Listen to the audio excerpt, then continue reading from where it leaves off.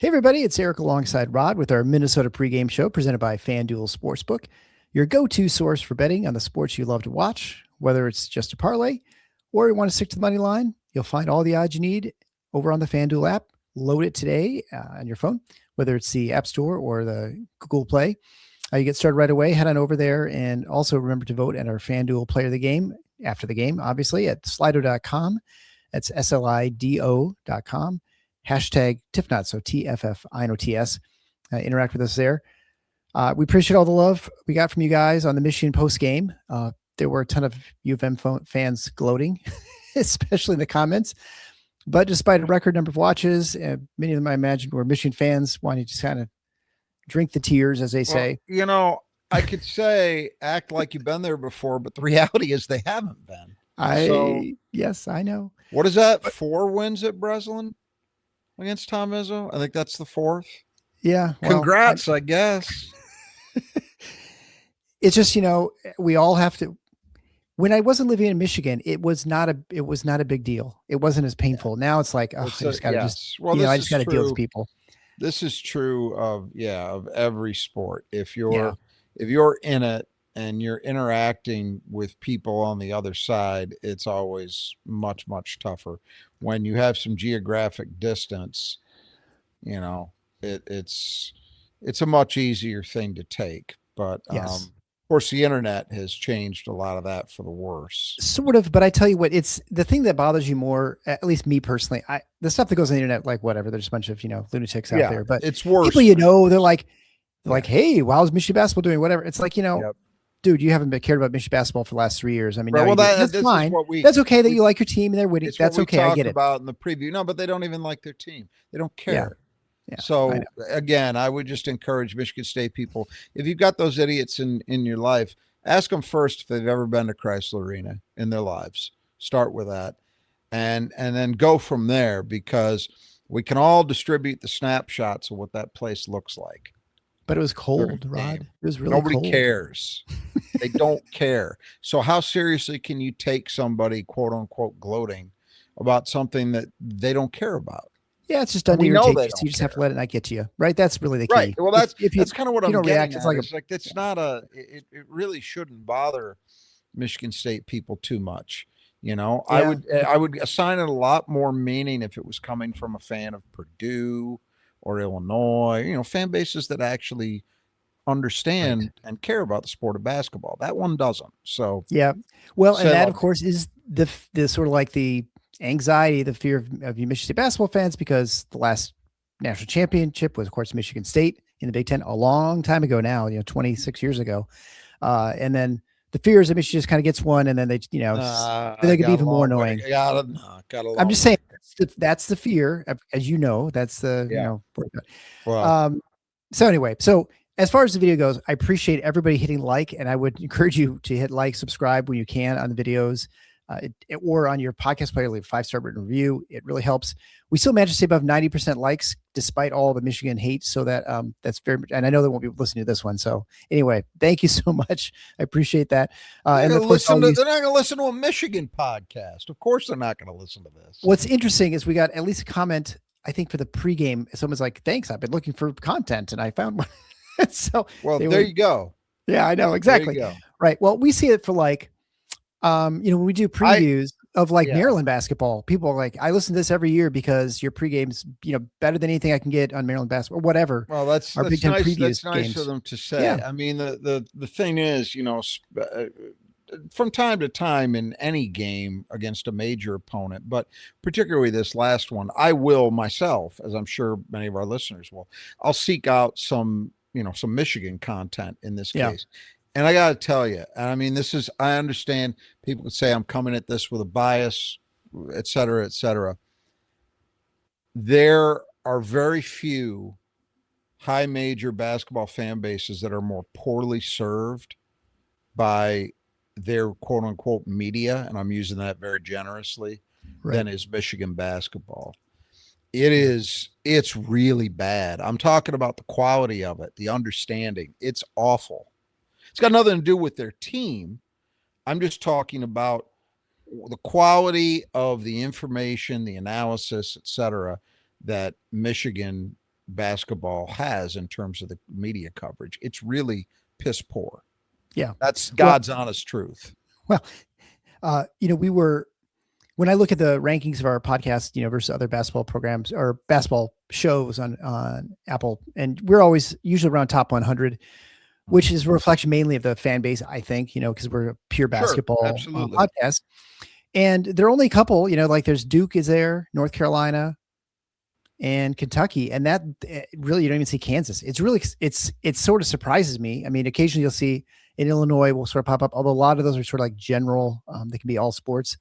So anyway, but there's some around the Big Ten when I'm just talking about quality. Yeah, I agree. Illinois's got some morons too. Don't get me wrong. But so do we all have morons. So do we. Yeah, right. In the podcasting space, right? Yes. But there are other Big Ten schools that actually have some pretty good content out there. Michigan is one of them. I've yet to find one that I thought was even halfway credible. I mean, it's just they don't, and I say that because it's a reflection of what we were just talking about. That fan base isn't a basketball fan base, and because it's not, they really tend to not have. There's not the demand. Part of what leads to media being good, quote unquote, is that you've got a fan base that wants it and that's going to ask for it and reward it when they see it. Right? None of those forces exist within the Michigan fan base because they don't care about basketball. Yeah. Well, when you look at like readership numbers and I've heard Graham Couch talk about this before, like, number one sport, you've got Lions, Tigers, and then Pistons, and then it's Michigan football, I think Michigan State football, Michigan State basketball, and then like Red Wings, and then way down even after that is Michigan's basketball. I mean, this year's probably, different just because they're, 20-1 or whatever it is. But generally speaking, there's not a huge readership for it. That's, I'm sure that's accurate. That strikes me as completely believable. Right. Anyway, let's talk about something more entertaining. Minnesota. Well, right. So, I mean, it's interesting. I'll just go on that a little bit longer. So I was cross-country skiing today. Actually, yesterday I did like 2 miles. Today I did 6 miles, but 2 of them were in where I had to make my own trail, like bushwhacking through in 1.5 foot snow up north. That was really tiring. So I would highly recommend it, though. It was great and very therapeutic and sort of washed all the bad feelings I had from Friday away. So it was kind of nice. I'd recommend if you still have some sort of thing, hopefully this will help you. We'll talk about, the next game in Minnesota, but something like that. And the other thing is we were coming back from up north and we're just listening to the radio. We actually listened to the end of the Minnesota Penn State game. There's maybe like 9 minutes left on my wife's Sirius radio. And the Sirius radio just picks up the home team's announcing crew. Right. So we're listening to the Penn State crew. And it was hilarious. They were so entertaining. Especially, Penn State's doing great. And then they're just despondent. They're like, oh my gosh, they look like a team that's lost 8 in a row, 8 in a row. And then they come back and they get the buzzer winner basically by Mingo. And then we listened to the Nebraska one and just the calls again were just so much fun. If you've not done that, if you have like no rooting interest really in a game, I highly recommend it. It's really entertaining. Yeah, and listen to the radio broadcast. One other thing I'll note about that, because every once in a while I find myself in that same situation. Never with Michigan State games, but I'll be in the car and some other game I'm interested in will be on. There are some broadcasting teams in this league that really do a good job. You're talking about like TV? No, radio. Oh yeah, okay. I'm talking about radio. Exactly what you're talking about with Sirius. And they're oftentimes the ones you would expect. Purdue, Indiana, Illinois, where you can tell there are professionals that are involved, and the understanding and the way that they call a game is at a high level. So yeah, if you're interested in that and you have a Sirius subscription, that's a fun thing to do on occasion. Is listen to those broadcasts, because there are some really good ones out there. Football too. It's the same thing. Right. There's some really good football broadcasters around the Big Ten. Yeah, and I almost think I've listened to the national guys, like Westwood One or whatever. Right. It's much more fun listening to the local guys, although it's just because they're more biased and they just get so Sure, you excited get a about little certain bit of things. Homer in It's it, kind of fun. but It's kind there, of I fun. don't mind. That's the thing. The Homer stuff gets a bad rap. Uh, I don't think having a rooting interest in a team succeeding precludes you from doing good work. Right. I think you can do both. There's this. It's just like this. I mean, I'm not going to go on for days about this, but it's just like how I always hear about people and the reactions to news media in general that, this horrible bias in one direction or another. And well, of course there's bias. That's human nature. But the funny thing about it is, if you're a student of history at all, you would know that the only time in our history we had even this pretense of objectivity in media was for a very brief period, Right. really post World War II to say the exactly. 90s. Yep. That's it. You want to go back, and trust me, I had to do this when I was at Michigan State, reading newspapers from New York in the 19th century. New York had something like some insane number, like 26 daily newspapers at the time, something like that at the end of the 19th century. And every one of them had a very well articulated political slant. Every one of them. And so readers, you treat people like adults, right? My point being, those newspapers certainly had worthy work being done, even though there was an articulated bias behind them. Same thing is true of a broadcaster. You're absolutely right. Those guys doing those games for particular Big Ten schools usually do come with a little bit of that, at least. Doesn't mean they can't do great work and be entertaining too. Yeah. Well, we've especially found that Penn State guys entertaining because I'm guessing they're, figured nobody's listening anyway. So right. There would be a lot of freedom in that. Right. The one guy, I think the color guy said, well, I tell you, if you're up 8 and you just keep scoring, you're not going to lose. And, then he stopped and he said, well, there's not many places you're going to get that sort of insightful commentary. Sort of made fun of himself. So it was pretty good. All right, Rod. So it has been a while since the Spartans dropped a Big Ten game. But they sort of had bookend losses the month of January, kind of weird, with a bunch of winning in between. So now they head to Minnesota as the calendar flips to February to try and right the ship, take care of business before it really, what is looking like an increasingly challenging Illinois squad comes in next to the Breslin Center. Minnesota is 10-12 in the season, 3-8. Coached by first-year head man Niko Medved, had a nice 7-year run out of Colorado State, former Drake coach, of course, as all the new coaches seem to be this year in the Big Ten. He won 62% of his games out in Colorado State. They made the NCAA tournament quite a bit, 3 times. He's originally from Minnesota. He's an alum of University of Minnesota, or U of M, as my wife would call it, until she moved back to Michigan. And they've been a team that we had predicted to be just about last in the Big Ten, 17th, 18th. I can't recall exactly, because they didn't have a whole lot coming in. And, these, all these schools are sort of scrambling. Darren DeVries brought his son, Tucker DeVries, and had some, of course, resources in Indiana to assemble a team. Ben McCollum out at Iowa was able to bring some players from Drake. So he had a core that he brought with him. Niko Medved wasn't able to bring a whole lot with him, and especially like high talent. Yeah, one guy. So, anyway, so it just was a little harder building there. And of course, we know the support in Minnesota is not great. And that's been sort of the problem that Ben Johnson certainly had. And they're a team that really has stretched most teams. I mean, but they've lost 7 in a row. They were 3-1 in the Big Ten, which we thought was a little bit fool's gold, and turns out it has been. But I mean, they've lost 2 in overtime. They've lost 3 others by 9 points. I mean, they've been in games. They just haven't been able to close them out. Right. And today they battled all the way back against Penn State, got the score tied, and then gave up a layup as pretty much at the buzzer. And so anyway, it's been I think if you're a Minnesota fan, you're probably encouraged, but obviously disappointed that they sort of got on this huge slide. It also kind of makes you a little worried if you're, Michigan State fan, obviously all of us are, that they might kind of be due. Like, they've sort of just been so close for so long.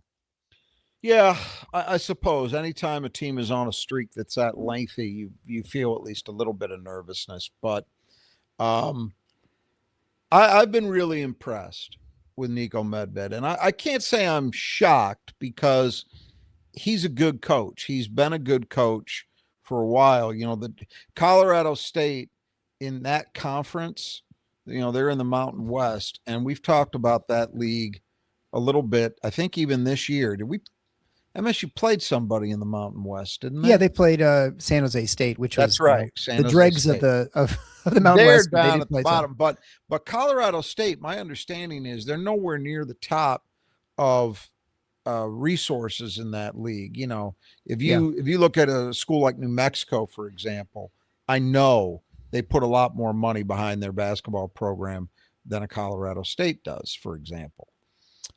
So it's impressive to me that he can have the kind of success that he had. You know, you win 62% of your games. You go to the NCAA tournament 3 times, and I believe it was 3 of his last 4 seasons, I think, that he did that. And his teams were tough to play against. I mean, he had he wasn't able to really go on a big-time run, but he had teams that people were concerned about that might do that. And I think it made sense that he's a guy from Minnesota. He even did a year as an assistant there early in his career. He graduated from the school. He was a name that got floated the last time the job was open when Ben Johnson got it. Right. We thought actually that was going to be where they were going to go. Yeah. The sense I had is that he was very much a name to watch, and they opted not to go that route. And, you know, we talked about it many times over the years. I think Ben Johnson did a good job in terms of being able to get his teams to play hard consistently. I thought he overachieved in terms of the kind of talent that he had at his disposal. Couple years. Yeah. But at least half the time he did that. But, you know, ultimately, and you can roll up the excuses, and in this case, there's legitimacy to them that, hey, they couldn't retain a roster. They would lose guys who were competitive. They couldn't keep bigger time talent from in the state at home, which has been an ongoing problem for 20 years. All those things were true. But when they're facts, when that's how it is, that's how it is. Yeah. And so it's legitimate to say Ben Johnson got dealt a tough hand, but it's also legitimate to say, yeah, and he's not coaching his way out of that. So you got to find somebody who can. And I think Niko Medved was a more likely choice to be able to do that. And so far, from what I've seen of him this year, that feeling is still holding for me. I'm not saying he's necessarily going to turn them into a consistent contender or even NCAA tournament team. That's a tough road. Yeah. But this guy's got a shot. You know, I think so.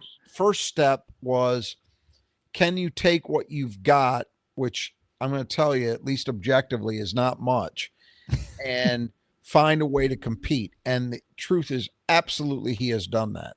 Even in this 7-game stretch, 5 of the 7 games, they've been right there. As you said, 2 overtime losses, 3 other losses by whatever it is, a combined 10 points. And then the other losses, one of them was by 10, I think, to Illinois, and the other one was to Nebraska. The one that was a blowout, they led by 6 at halftime. They just got rolled over in an onslaught in the second half, but they led at halftime.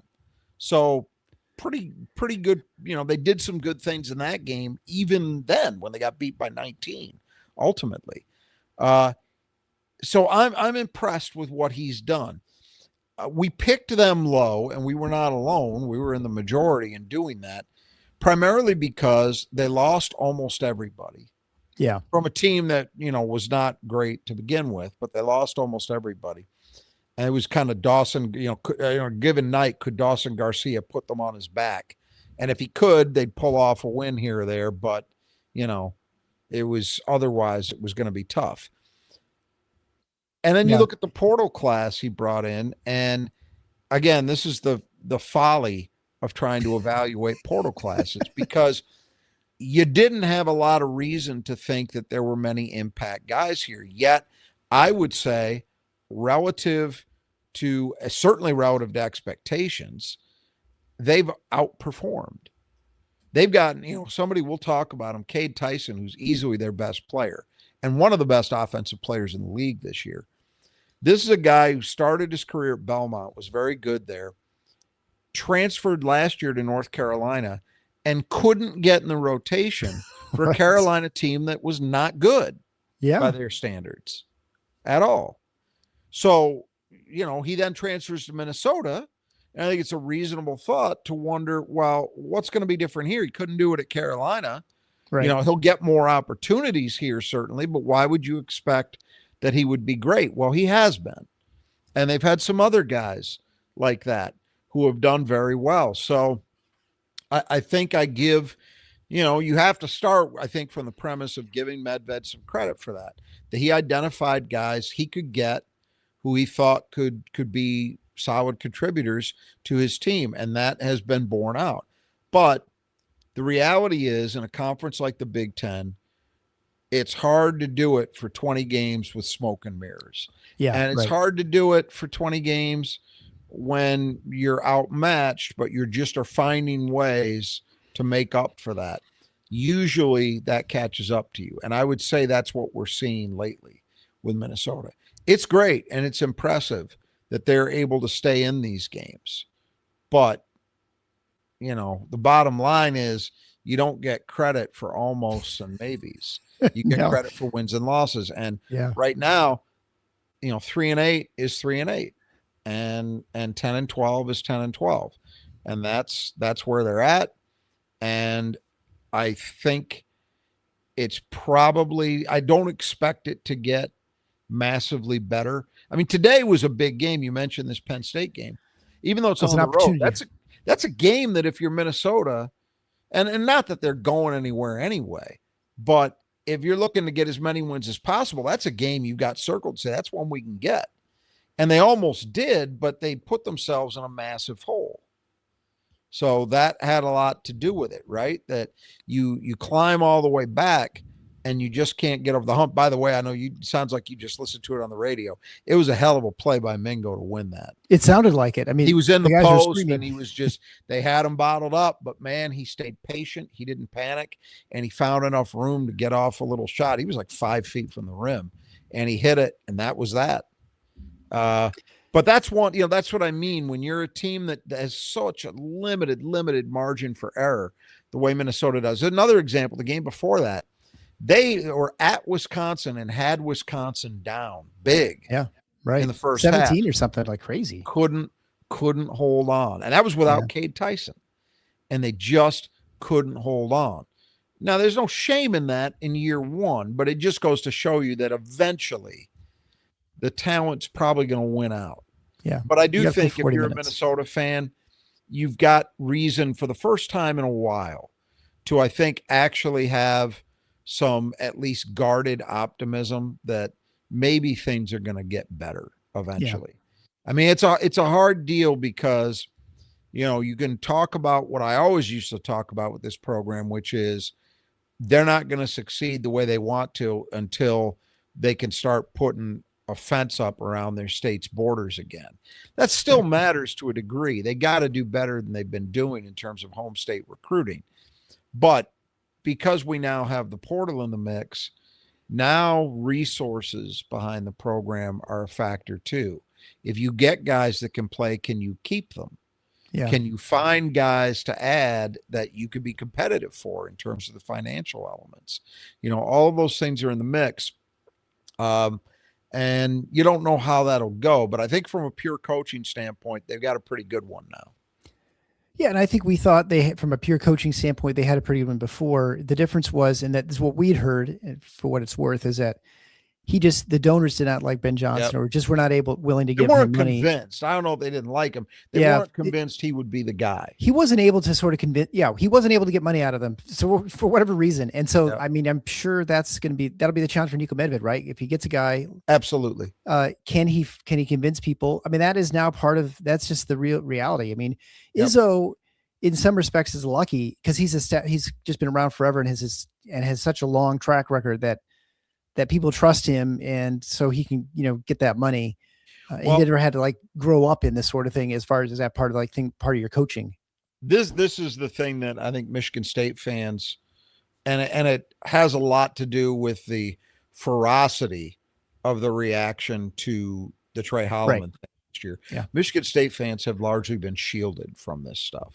Yep. I really have. People complain, oh, Izzo doesn't go out and get guys. Yeah, that's been, it's not been entirely true, but he hasn't gotten into bidding wars. That much is true.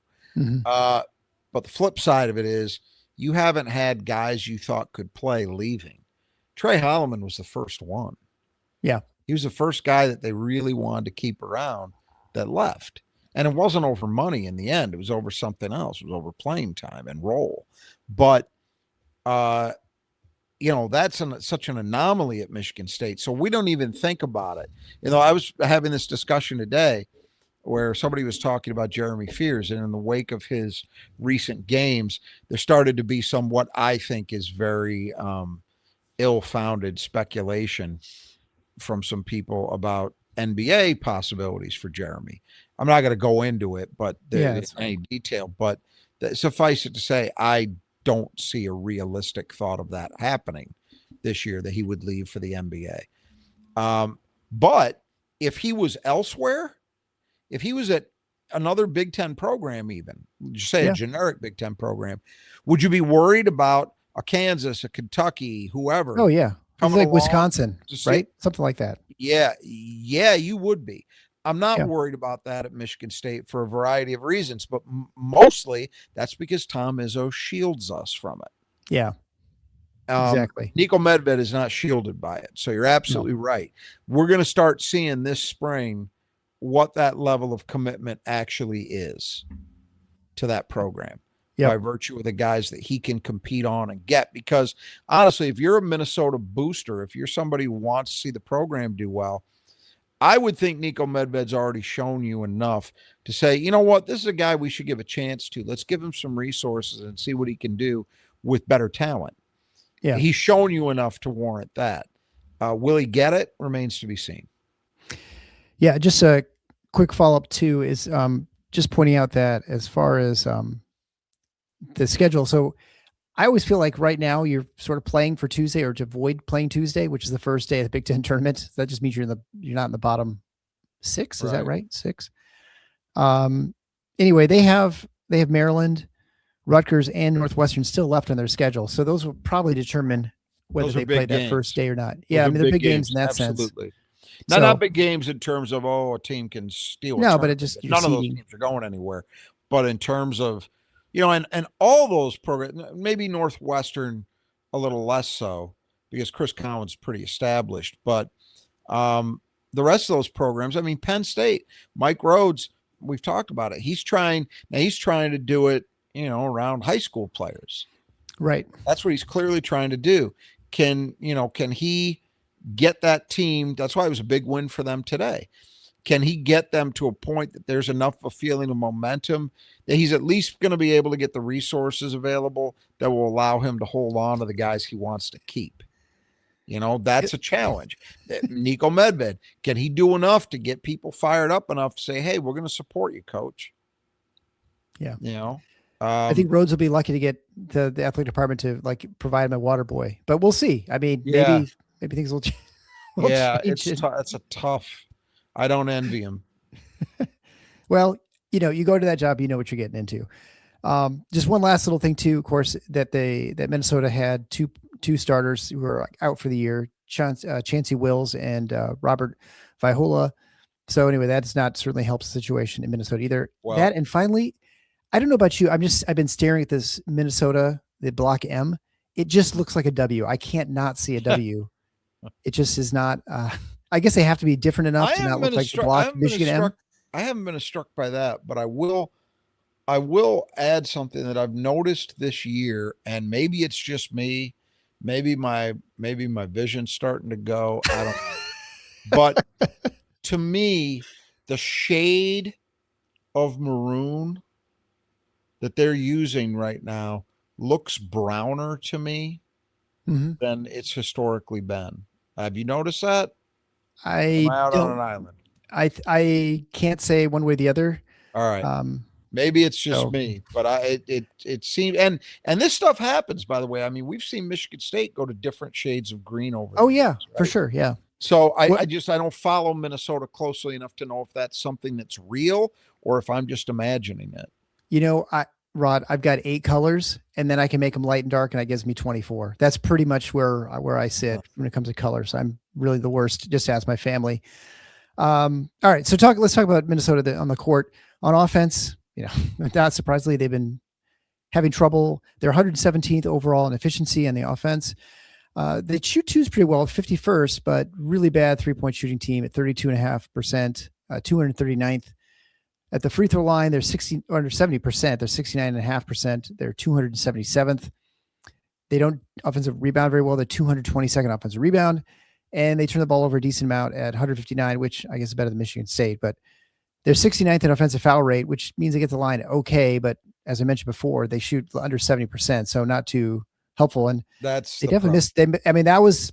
I guess it didn't matter ultimately, but they would have had a 1-point lead had they hit both the free throws at the end of that game. Yep. They just hit one. It's been a real problem, and that's the thing when one of your limited strengths is then counteracted by you can get free throw line, you just can't make them.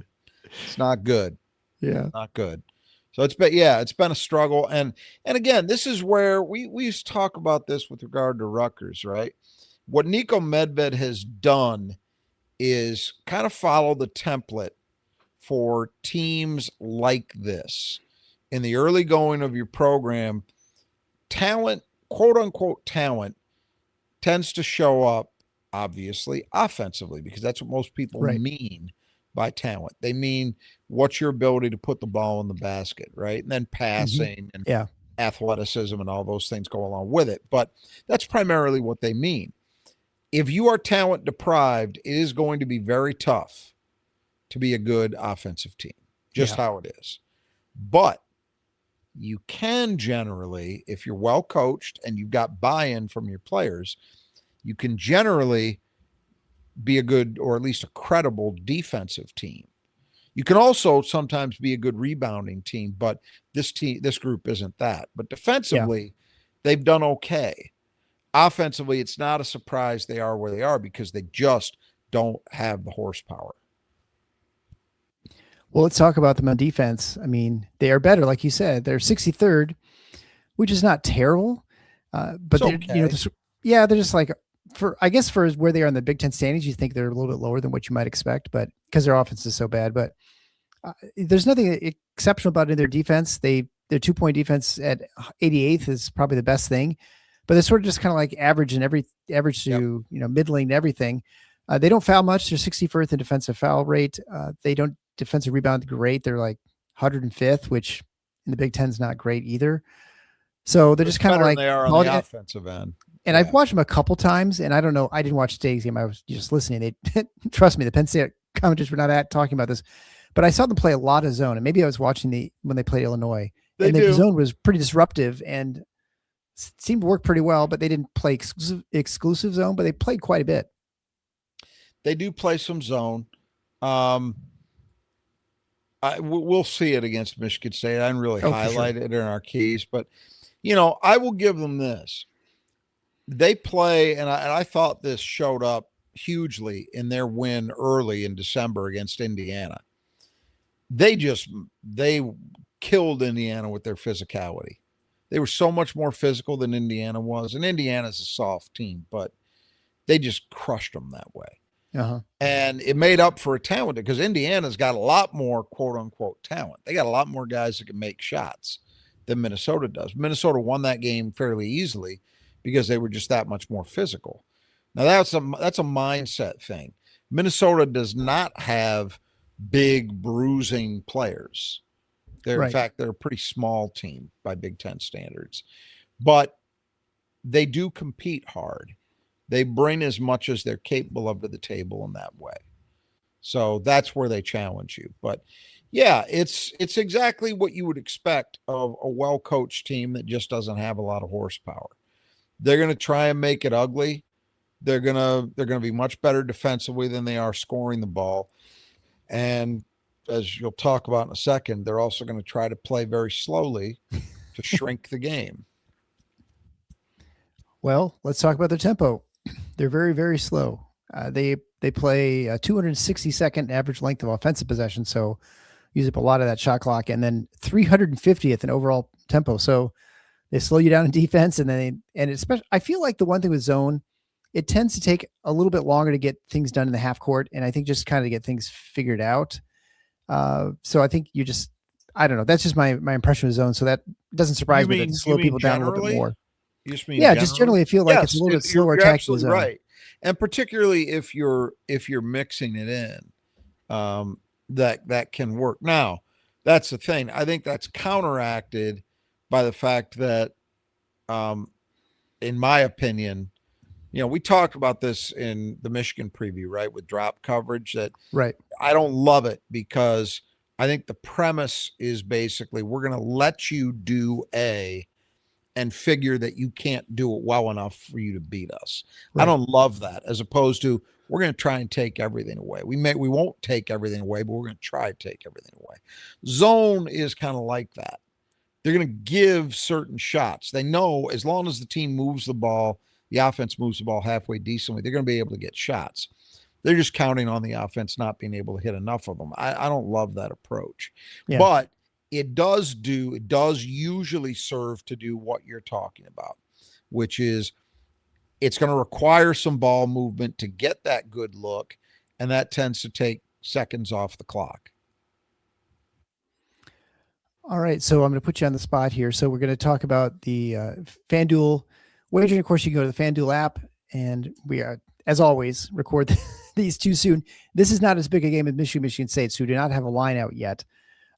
What do you have for Ken Pom for the point differential here? I feel like in Bartorvik it was. Let's take a quick look. I should have had Bartorvik is only 6 points, which is actually because it's on the road and Minnesota's been, I guess I'm not shocked by that. Yeah. But let's see. Well, Michigan State's still, even with the loss, they're still 9th overall in Ken Pom. So 10-point spread. Okay. He's got Michigan State 70-60. So I guess we'll assume usually let's say it's going to be 10.5 or 9.5 points. I mean, what do you think about this? I mean, I guess the question is how do you think Michigan State's going to respond? Because that's really the question we're asking here is how are they going to respond to that? We'll get back to this. I don't want to go too deeply into it because it's one of our keys, but you're absolutely right. If you were talking about this matchup before Friday night, well, let's say before the Rutgers game, with the way Michigan State had been playing, I think you would say, 10 points. It's tough, especially because you think it's going to be a slower paced game. Yeah. But, again, they might intend on doing that, but it's a different thing when you're dealing with Michigan State's transition game than most other teams. So they might be able to get it ramped up a little bit. You would probably be inclined to say, I think they could cover 10. Maybe not by a lot, but they can cover 10. But, with Rutgers, well, they didn't do that. And then Michigan going the way that it did. And not even so much about the result, but rather just where their heads are at, where their psyches are at. That's questionable. Yeah. I just want to win. That's all that. I'm sure that's where Tom Izzo's at. That's where you start. Any win's a good win. But I think it'll be close to that. I would say if you said to me, it's going to come between like 7 and 13 points, I would bet that's probably a reasonably good guess. But I'd be hesitant to say, automatic. Don't worry about it. They'll cover. I wouldn't trust them. I wouldn't trust them at this point to cover. Well, this team they might, but I just don't trust them. They're going to shrink the game most likely. Yep, exactly. So and they played everyone close, right? Yeah, and they've been competitive, and they're at home. So you add all that up, and it's hard to feel great about giving away double-digit points. Yeah. All right, so that brings us to the Brothers Just Two Gutters. If you need your gutters taken care of, and let me tell you, it might be hard to get down to. So on our deck at our cottage up north, we had 5 feet of snow and piled up. I couldn't even see the bird feeders. It was pretty impressive. My wife's like, you got to put bird feed out there. I'm like, so I had to put boots and snow pants on, and just because I'm like, there's no way I'm going to clear a path with a snow shovel. So, but the nice thing is we don't have to worry about our gutters. I know they work well, and the gutters down here in Grand Rapids also work great because I had the Brothers Just Do Gutters take care of it. Make sure you do the same. They also helped to take care of my wife's business. They had a section gutter that was not functioning properly. I think it was like 20 or 30 feet long. They did it just the one section that they can do a job that's big or small. They can repair things, replace them, whatever needs to be done. The Brothers Just Do Gutters will take care of you whether you're on the east side or the west side of the state. You can go to our support page at the Final Four is on the schedule.com/support. There you can get an estimate from Kurt or Greg. Make sure you mention Final Four to get 10% off your estimate. Do it today. They're out taking care of stuff right now. They can go, brush the snow off and take care of whatever it might be. They'll be out there in the ladders, so you don't have to be. And they, of course, sponsor our segment, The Player to Keep in the Gutter for Michigan State. You'll find out a little bit who that is, although you may have already gotten a little hint ahead of time, I think, who it might be. So beginning the starters from Minnesota, Isaac Asuma, he's one of the holdovers from Ben Johnson's era, 6'3" sophomore. He is averaging 10.4 points a game, shooting 37, 30, and 78. He has a little over a 2-to-1 assist to turnover ratio, average about 4 assists a game, and also leads the team in steals, averaging over a steal a game. He has 30 for the season. He's a good player. I mean, I like him, and I think he's a guy, if Niko Medved can hold on to him, he could be a guy that you can use as one of your cornerstones.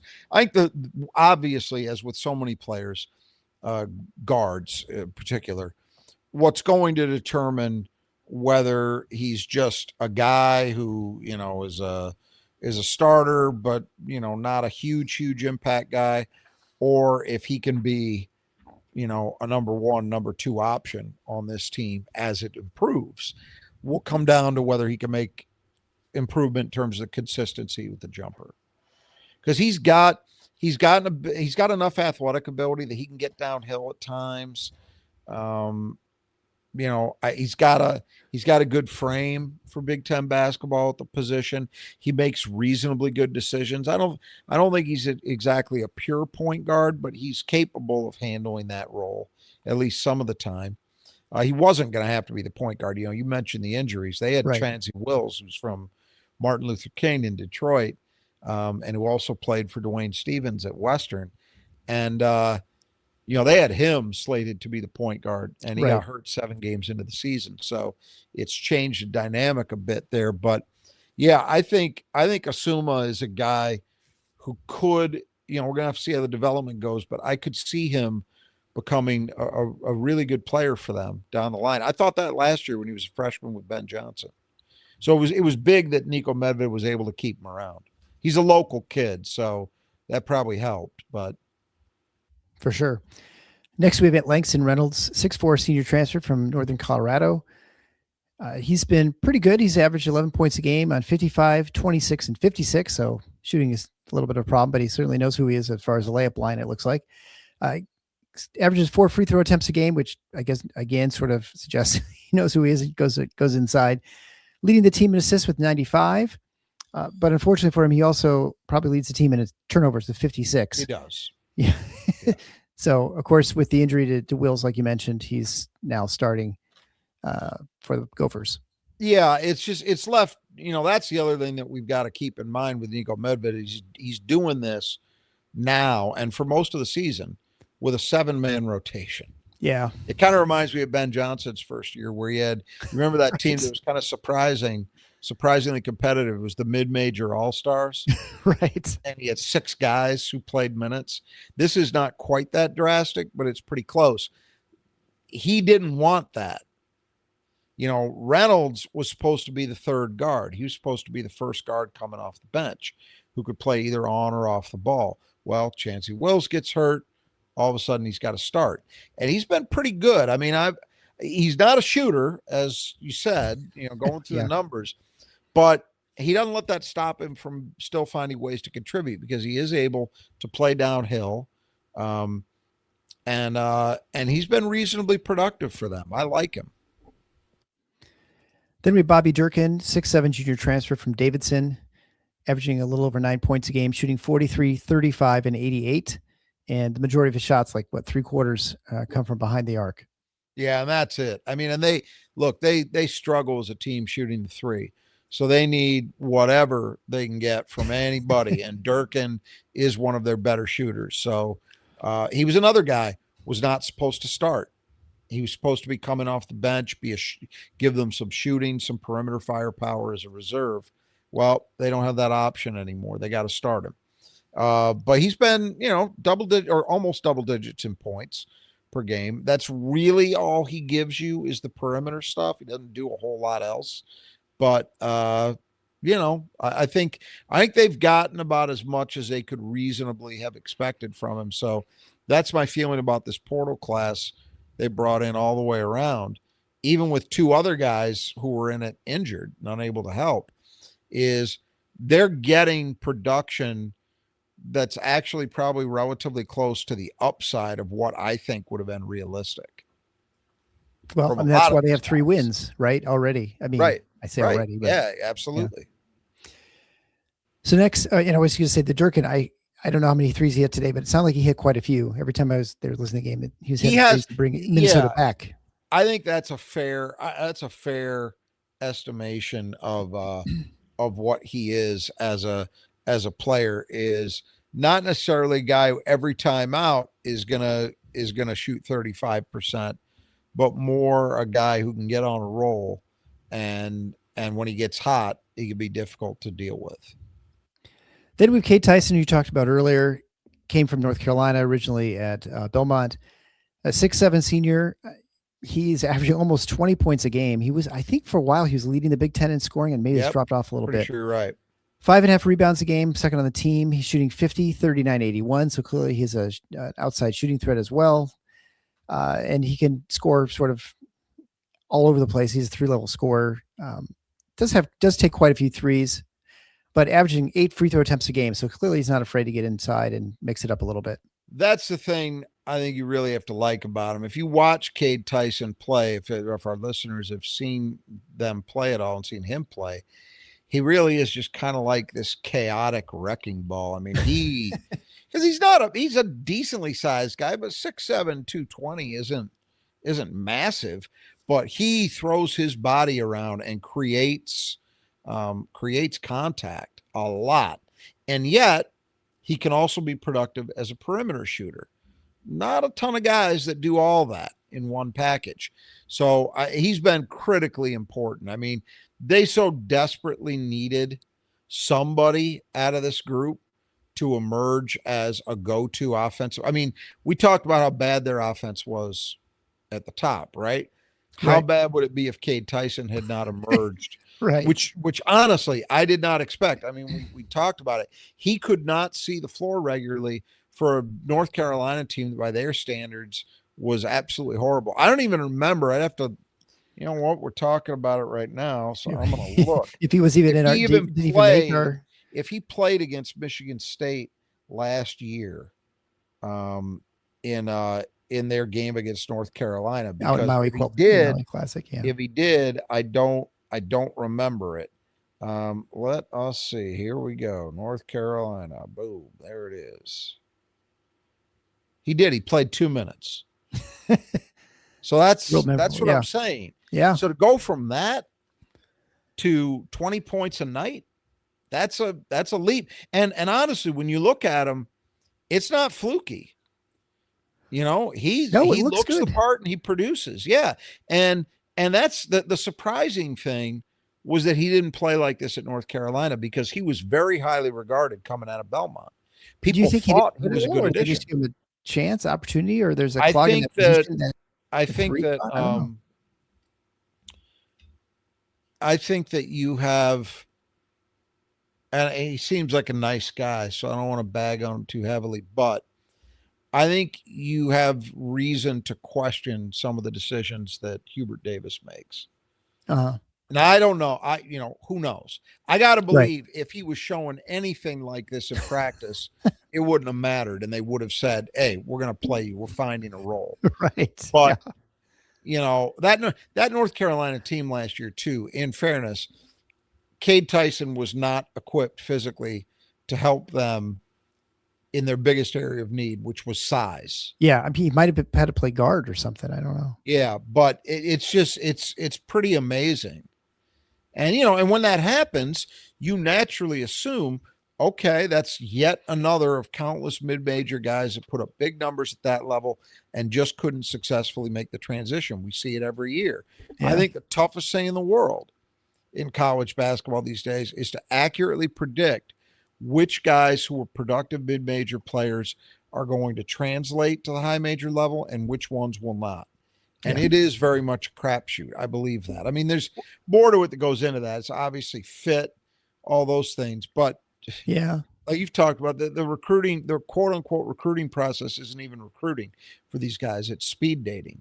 Well, there is how not, can you know? Yeah, there's no combine, right?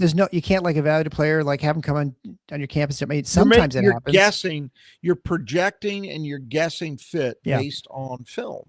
But we've seen it with Trey Fort. Michigan State made an assessment that they thought he could translate. It has not worked, right?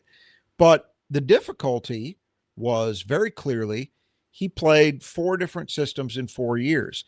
So you would have no way of knowing for sure, okay, how's he going to translate to the way we play defense? You could only make a semi-educated guess. Yeah. And sometimes it works and sometimes it doesn't. It didn't work out at all at North Carolina, but it's worked out in spades at Minnesota for Cade Tyson. Well, the one player that Medved was able to bring from Colorado State with him is Jalen Crocker Johnson, 6'8", 240-pound 5, averaging 13.4 points a game, 6.9 rebounds a game, so second in scoring, first in rebounding, and a little over a block a game, shooting 42, 32, and 73.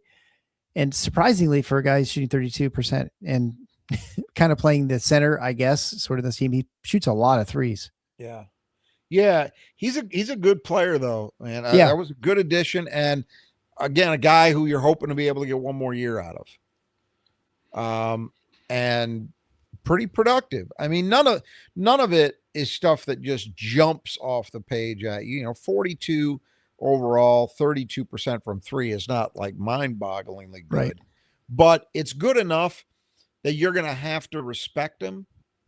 Michigan State's going to have to guard him. And that can be enough sometimes. And, I've seen him have individual games this year where he really got it rolling. He's another guy we were talking about with Durkin where, he might not bust you for exactly 13 every night, but there'll be nights he might put up 19 or 20 and the nights he maybe puts up 7, but he's always got that potential to have a big night. Spurtability, right? Yeah. So. Yep. All right. Well, let's talk about the reserves, which is a short list. We'll begin with Grayson Grove, 6'9", 220-pound freshman. He's averaging 3.4 points a game, 2.5 rebounds a game, plays about 15 minutes, so decent amount, shooting 73, 40, and 23. Obviously, the 40 is very low volume.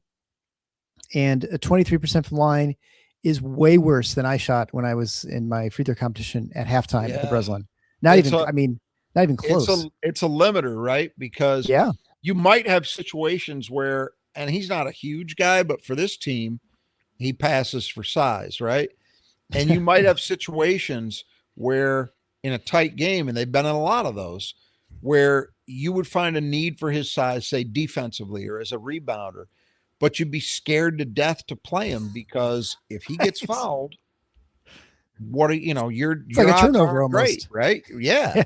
So young player though, I'm pretty sure he was a red shirt, that he was a holdover as well. I think I didn't look it up again when we did the preview, but regardless, I mean, he's somebody that they're going to hopefully want to keep around and make part of this group going forward. And they desperately need him on this team because they have no bench otherwise. And he's the only guy with size who can play off it. So he's important, even though he's not been hugely productive so far.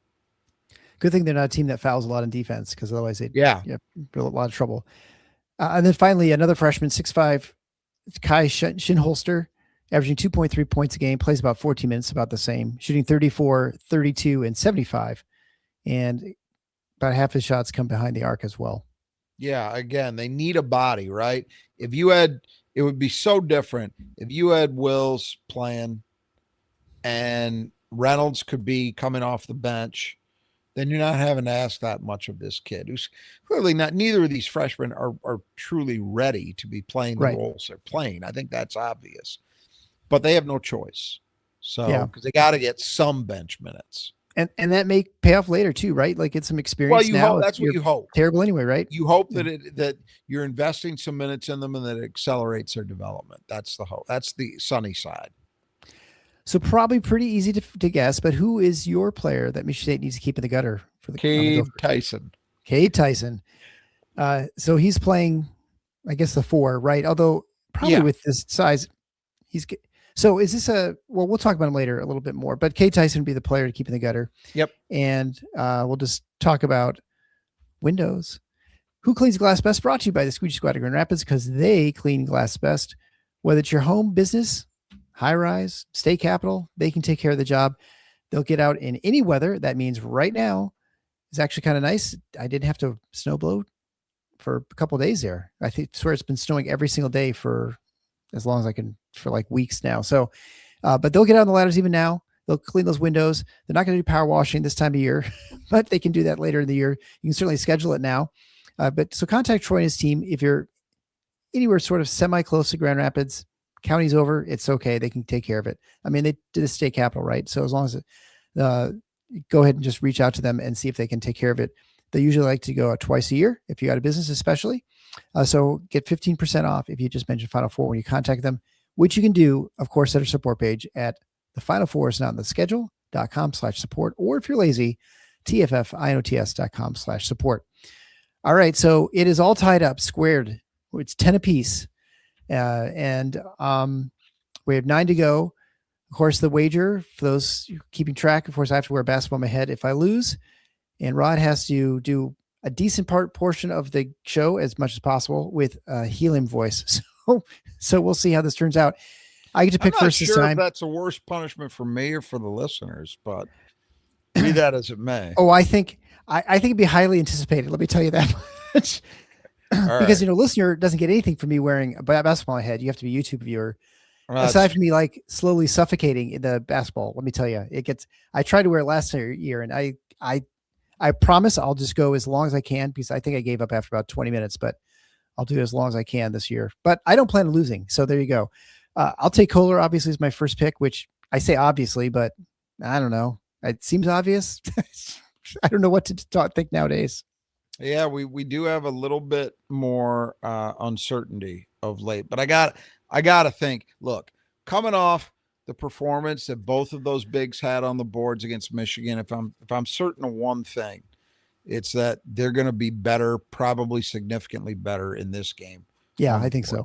I will take Carson Cooper, and then I'm going to take Cohen Carr. And the reason I'm doing that, not just that Cohen's been rebounding well lately, because he has been, but this is a game where we talked about Minnesota not having a lot of size. I wonder how big a role Cam Ward's going to play. Yep. Well, and then that actually leads me to what my pick is going to be Jordan Scott. Just because he's going to be starting almost for sure, I think. I don't know if they've announced it, but it pretty much has been sort of telegraphed at least. And he's going to get some minutes. And I just expect a guy like that who's going to have a bigger impact, just coming sort of a first start sort of a performance. We'll see. But I'll go with him. And he'd certainly, in this lineup, he matches up well with this. Like he could guard kind of any of these guys pretty much. I mean, just about with his size. So yeah, I think that's a good choice. Yeah. All right.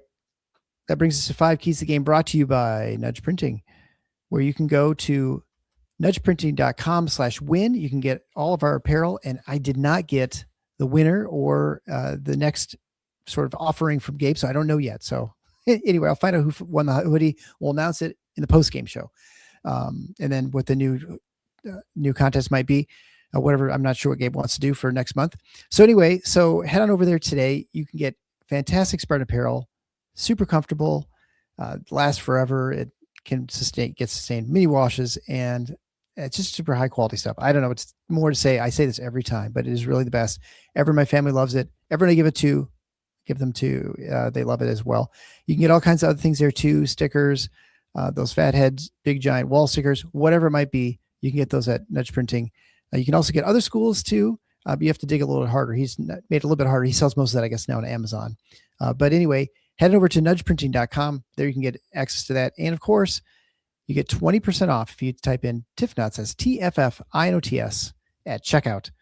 All right, so the first key of the game is do not let one turn into two. That's pretty obvious what that means.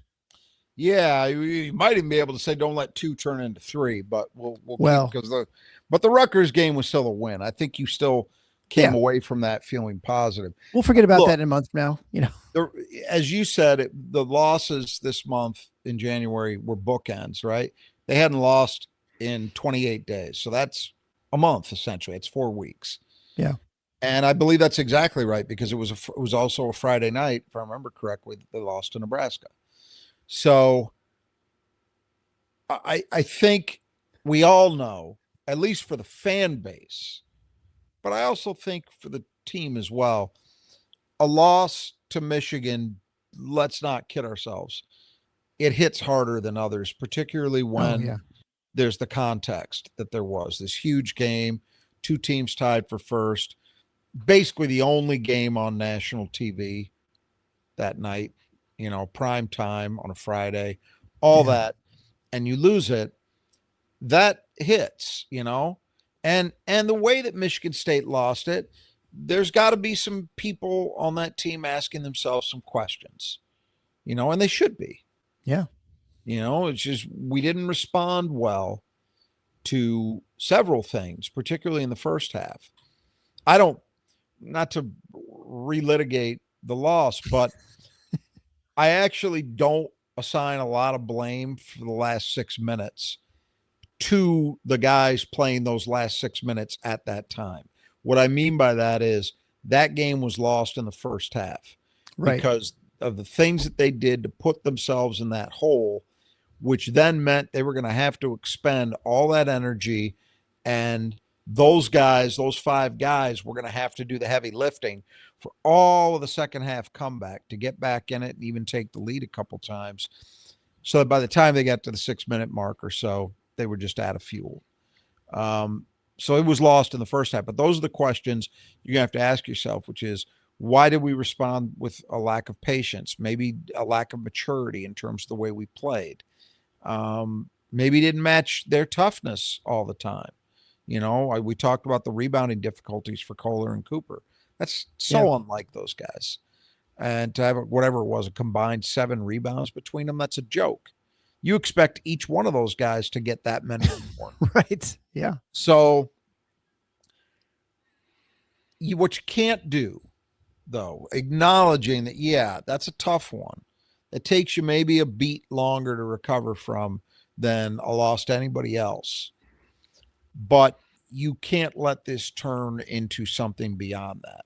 So you have to get right back up on the beam and play with the focus and maturity that, frankly, we've seen very consistently this year. Yeah. This team, I think if you look at high major opponents, so let's take, you know, the Cornells of the world out of the equation when they had that little 2-week blip in December where they'd play as well as they can. When we limit it to high major opponents, how many times has Michigan State not answered the bell and played with maturity, with focus? I would say you could argue in some ways in the game at Nebraska, but that's a good team they were playing. Yeah. Too. I don't think Rutgers more than anything. Rutgers and Penn State. It's maybe twice. And then Michigan, of course. Right. So that's not very much. So you want to see this team get back to the way they were playing, say, on the Pacific Northwest trip or against Indiana or against Iowa, you know, on and on and on, all these games they've played where they really have handled business. It's been impressive.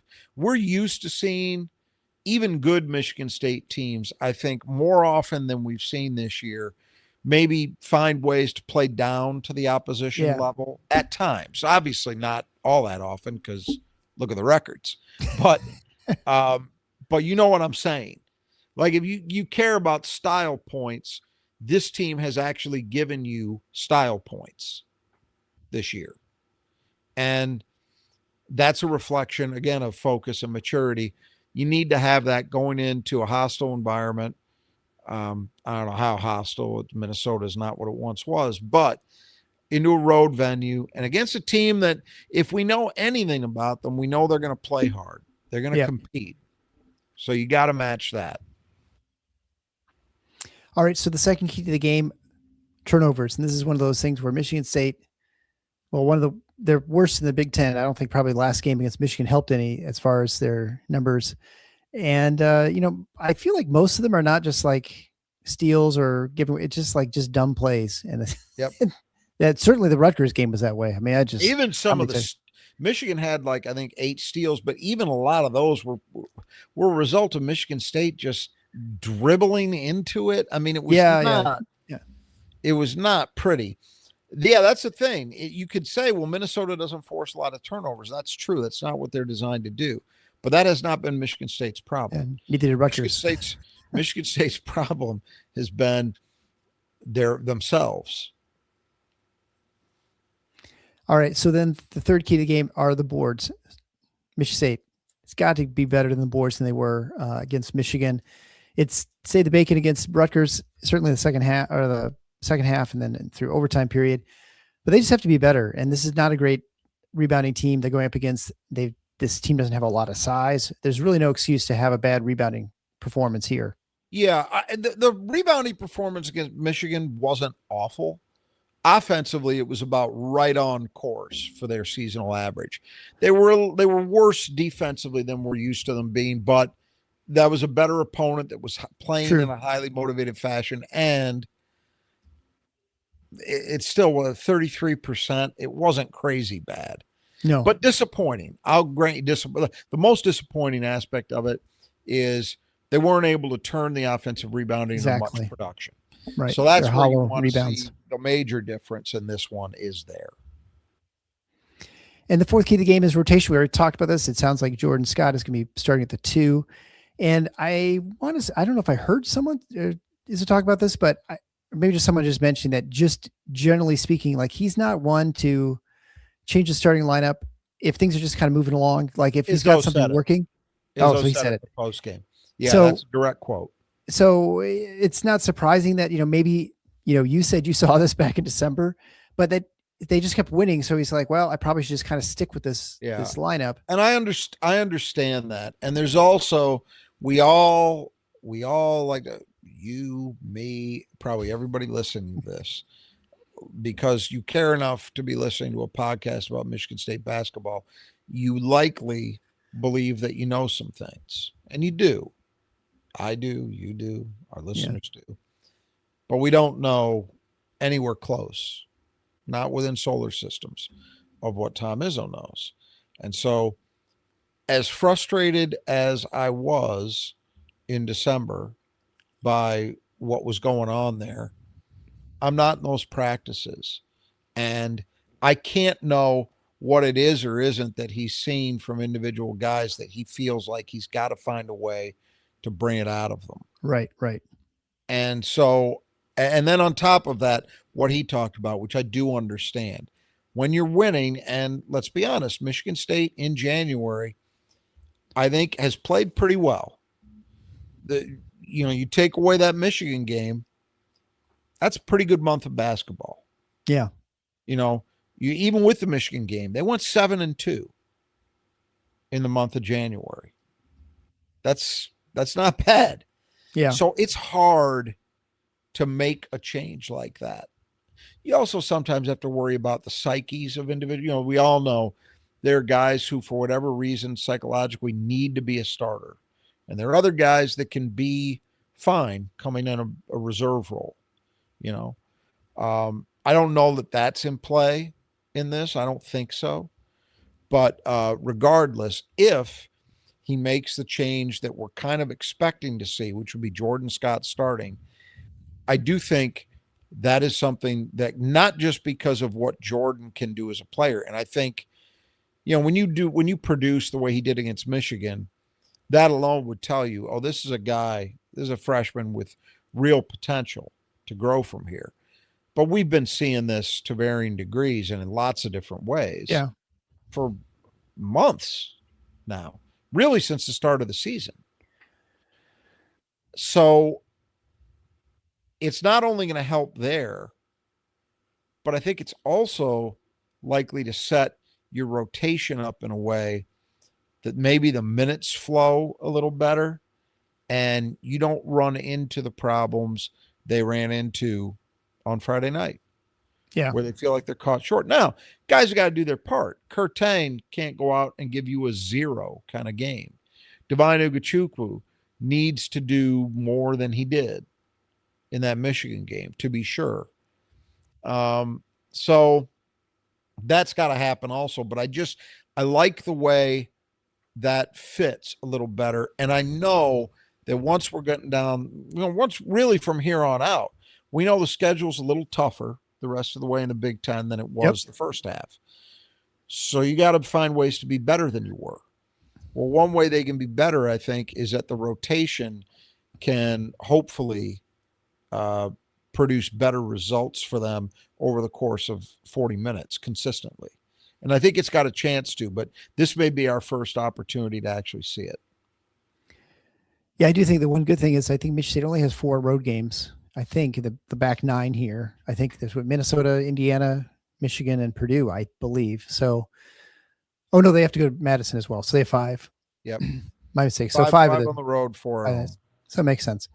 And there's some tough road games. I mean, those are. Yeah, I mean, this is the harder part of this back 10. Of the last 10 games are way harder than the first 10. No question. So, right? I mean, I would think so when you factor in that, what you're playing Indiana on the road instead of at home.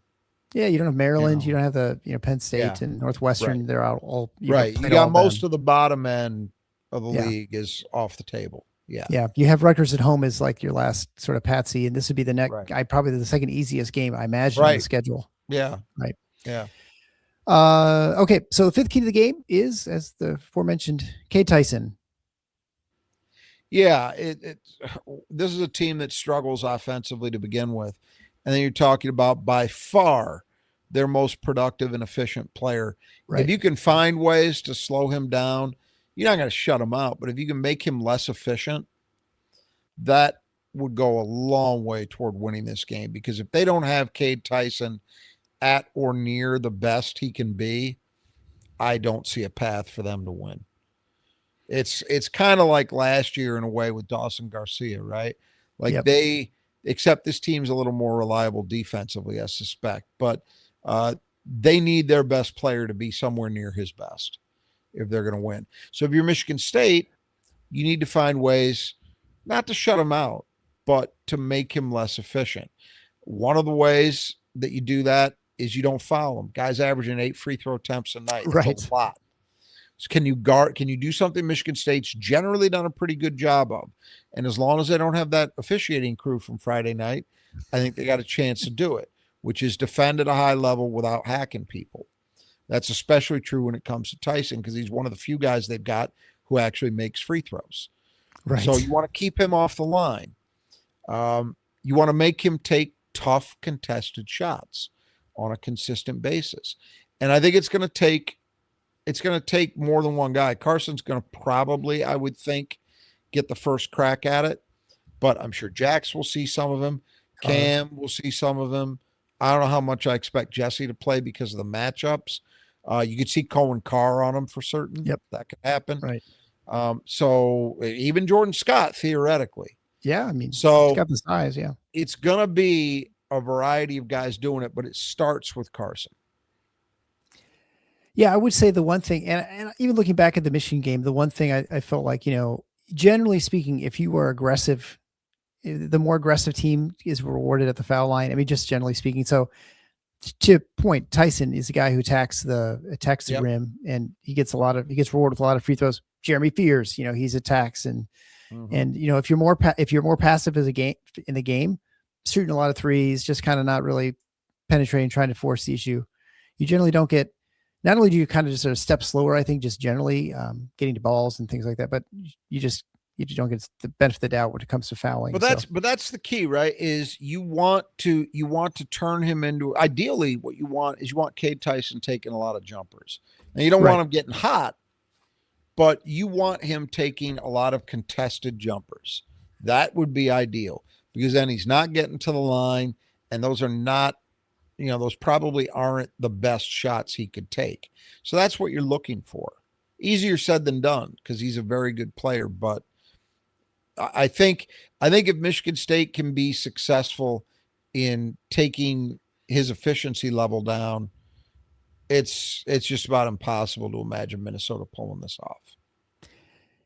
This is because of the Rutgers game. I mean, you feel a lot more confident about them not getting this as a trap game, worrying about Illinois coming in Saturday, because I just think that since it just happened, I cannot imagine they're going to come out flat. I don't think there's even a half thought to facing Illinois right now. Yeah. I think you're coming off a loss. No way. Not in this program. No way. Yeah, that's my thought as well. They could lose this game, but it's not going to be because of that. Sure. Okay. All right. Well, of course, we will be back after the game, pretty much right after the game, since we're just going to be watching television. So make sure you join us on YouTube or X or Instagram if you want. Come in, make sure you comment. Again, please like, subscribe, head over to Sport Page. You can support the show in many different ways there. And so until next time, the Final Four is on the schedule. Go Green.